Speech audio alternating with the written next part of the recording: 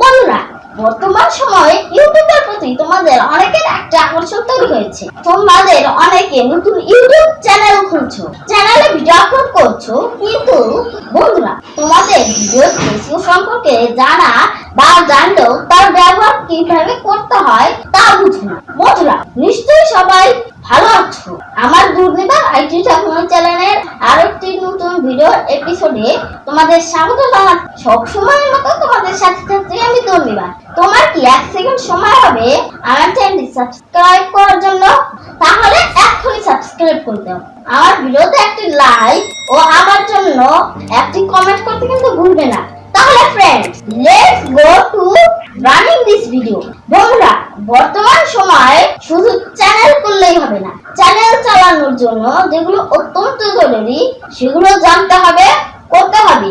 আমি আজকের ভিডিওতে দেখাবো vidIQ এক্সটেনশন ইনস্টল করার কৌশল। তাহলে বন্ধুরা চলো কম্পিউটার স্ক্রিনে চলে যাই।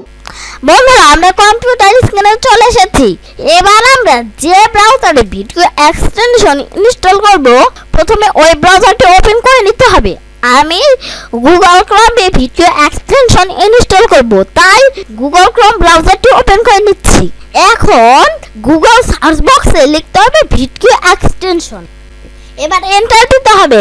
এখানে একটি পেজ এসেছে, এখান থেকে vidIQ extension for YouTube, Chrome, Firefox and এইচডিতে ক্লিক করতে হবে। আমি ক্লিক করছি। এবার ইনস্টল ক্রোম এক্সটেনশনে ক্লিক করতে হবে। এখানে একটি পেজ এসেছে, এখান থেকে অ্যাড টু ক্রোমে ক্লিক করতে হবে। উপরে একটি মেসেজ বক্স এসেছে, এখান থেকে অ্যাড এক্সটেনশনে ক্লিক করতে হবে। আমি ক্লিক করছি।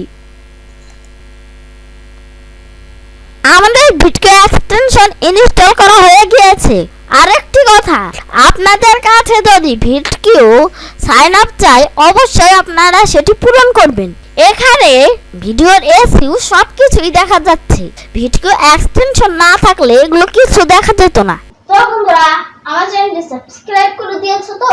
এতক্ষণ সাথে থেকে ভিডিওটি দেখার জন্য অনেক ধন্যবাদ। পরবর্তী ভিডিওটি দেখার আমন্ত্রণ জানিয়ে আজকের ভিডিওটি শেষ করছি। ততক্ষণ ভালো থাকবে, সুস্থ থাকবে আর প্রতিদিন একটি করে হলেও ভালো কাজ করবে। অনেক ধন্যবাদ।